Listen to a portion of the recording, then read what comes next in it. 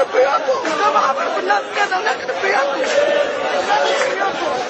احنا ولعوا بجد وسخ بس الاسد. انا بيت فرمله هو وعياله وعيد جاي النبي.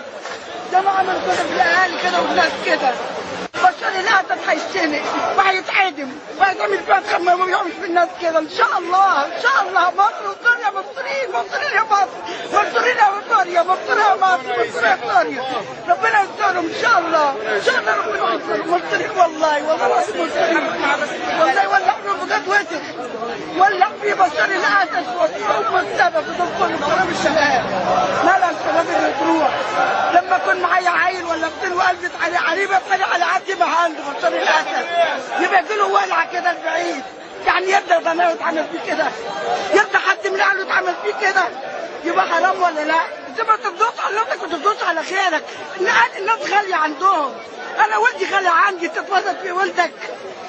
يبقى ده عايز ايه؟ ده عايز وطي الميدان كده، وطي الميدان وده يتعلق كده وتشيل. والله العظيم وطي الميدان هو واللي وراه، هو واللي وراه منصور القاسم الملك بتاعنا واللي وراه الاخر.